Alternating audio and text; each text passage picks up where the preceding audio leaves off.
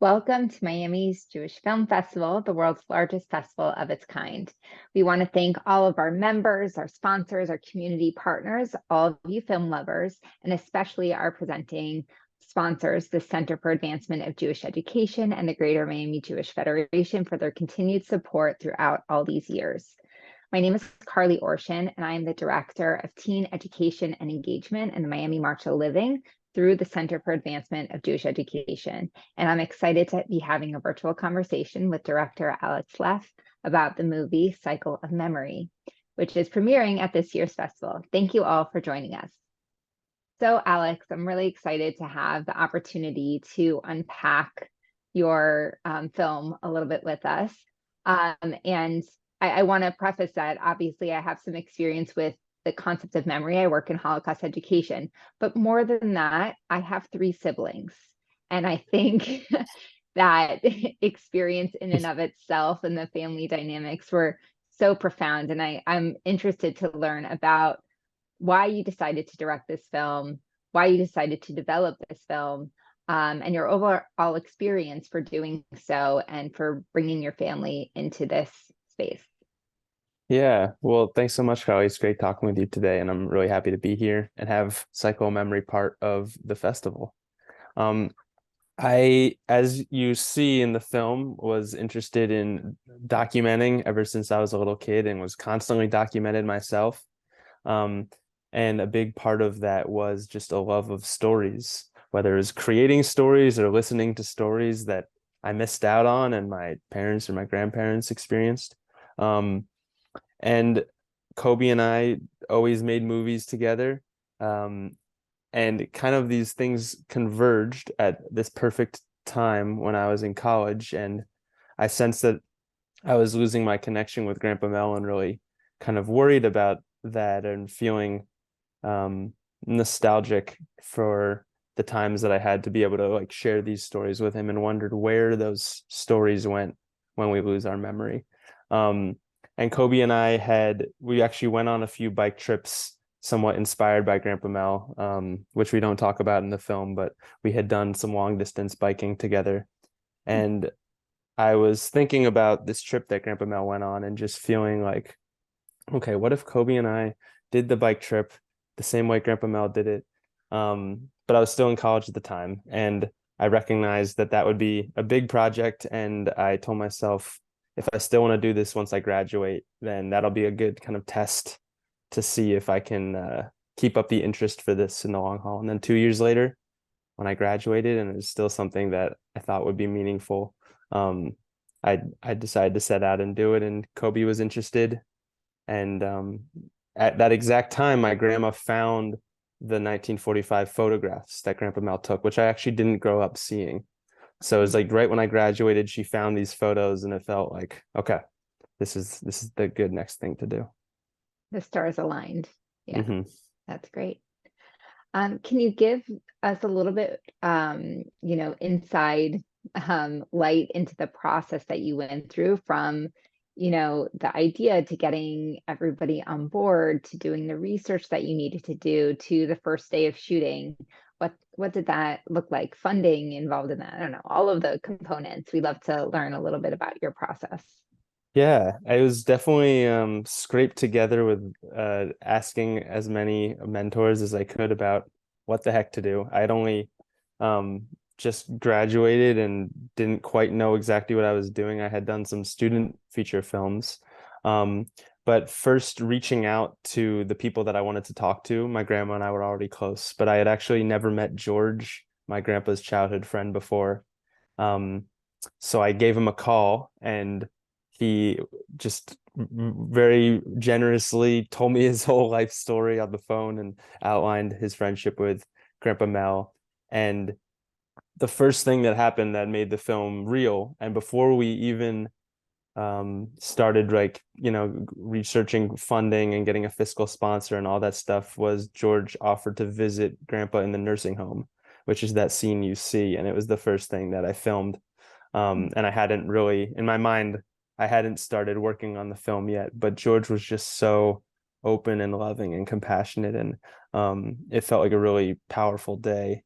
And that was like the first little nugget that we had for a while before starting in full. And then it was really just finding a fiscal sponsor, and which we started out using the International Documentary Association and working with them, and writing a 6-page treatment, which I had never quite done at that point, which is such a funny process of like having to explain what a film is going to be. In documentary specifically is like, you're never going to actually make the film that you think you're going to make.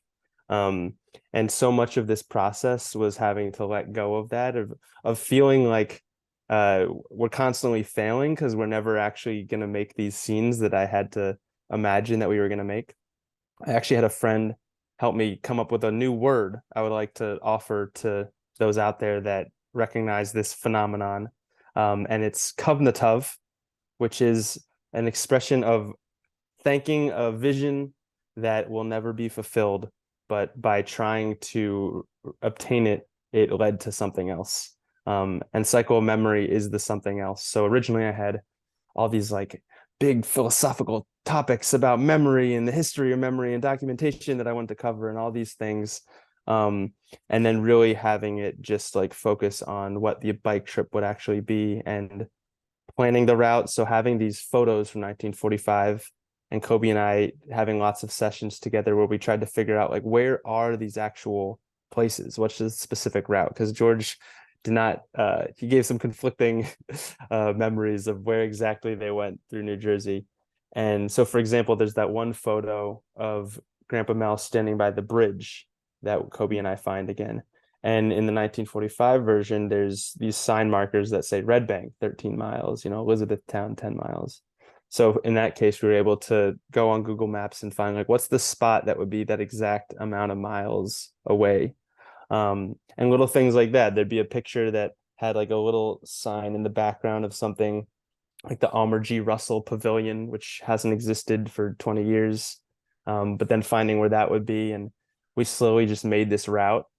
And as we were assembling, like figuring out what the route would be, and then we were going to do next spring, all throughout the fall and the winter, I interviewed my grandma and stayed with her for days, and traveled up to Buffalo, New York to visit George and talk with him, and talk to my grandpa's brother, who I never really gotten to talk with one-on-one for the first time, and just assembling these stories. And the interviews were essentially, each of them was like 4 to 5 hours. They're very generous with their time and just going over all of these topics about their lives and Grandpa Mel, and trying to ask the right questions that would, without quite knowing what the narrative of these memories were going to be, we're going to lead to the most interesting and meaningful reflections on their connection with Grandpa Mel. Yeah.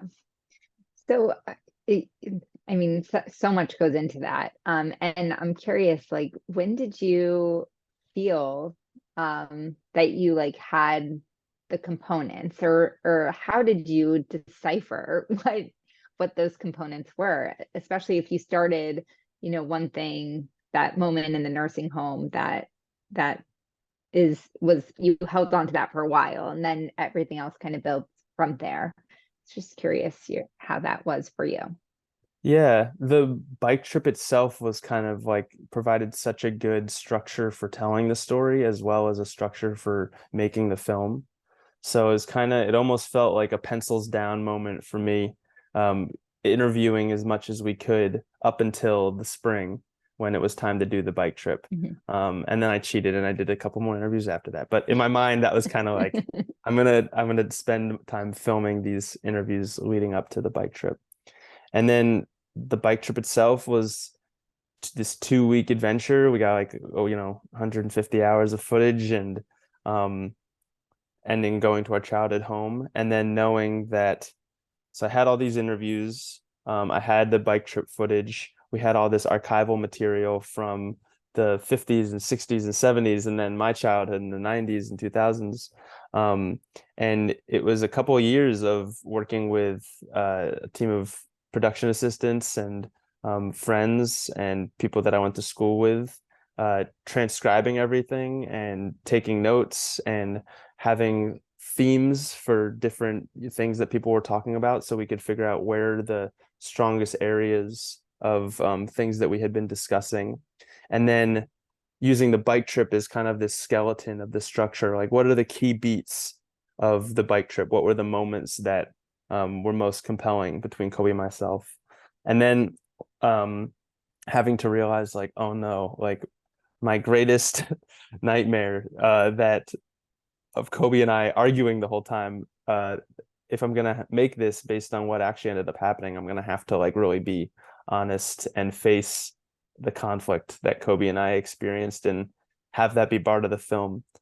Um, so just figuring out like kind of and what I love most about documentary as opposed to narrative is it felt a lot less about like what is the movie I want to make and more like what is the movie that we're making, and what it's like collaborating with, whatever you want to call it, the universe, God, and things outside of our control. And visiting my childhood home was this amazing instance of just having no control over what was going to happening and just receiving like such an amazing blessing in response. Because Kobe and I did not know who lived there. I did not reach out to them ahead of time. I didn't even know that would be in the film. Just kind of like something we wanted to do. And then Jamar was there and welcomed us in and ended up saying like our repeating or putting in his own words the exact themes that we had been exploring. And that just felt like, that was at the end of this 2-week bike trip and at the end of this year-long interview sessions with everyone. And so much of it, I'm such a planner. And so I've been so stressed throughout so much of being like, oh, this isn't going right. This isn't going right. Like I wanted the scene to be about this. It ends up being about this. And trying to let that go, but it's hard. And then having this blessing in the form of Jamar in my childhood home just felt like this really powerful moment just in my life of realizing like if I let go and see what actually happens, like some very, very profound, beautiful moments can arise from that. Amen. I mean, Jamar's what he said. I mean, I got choked up. I was like, "This is the essence. How did this work out so beautifully? I In a know. documentary." I was stunned. I'm sure you were as well. As you were explaining, I think that what a beautiful opportunity to have those connections and to have that experience. And so I'm curious. Why do you think this story is so important to tell, not just for your family, but for the world and for other people to see and experience and witness it? Yeah, I think that even though Alzheimer's and dementia plays such a central role in it, for me, I think my main interest in it is even broader than the specific disease of dementia, but just memory and legacy and intergenerational connection. Um, and in my family, a lot of that ties to our Jewish identity and just like being a family of storytellers and having all these stories passing down, and that's like how we connect.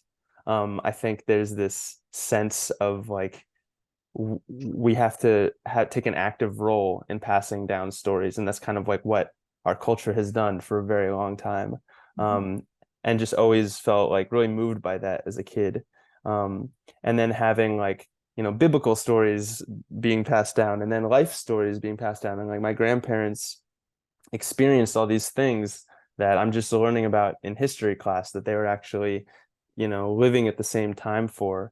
And then realizing that it doesn't just necessarily stop with me, but there are future generations, and that if I can remember as best I can and hold on to these things that are being passed on to me and then pass them on myself, then I'm doing my part to continue this incredible legacy that we're all part of. And I think like what I would most want people to feel watching this film is really having like a renewed interest and passion and fascination in their own stories and their family stories, their friends' stories, and what they're passing down. I would love for like I do a lot of intergenerational screenings with senior centers and then also with high schools. And we talk about how I'd want an older person to be like, watch this and say, all right, I got to call my grandkids. And then I'd want someone in high school to watch this and be like, I got to call my grandparents. And just have those conversations and continue to pass on these stories. Yeah.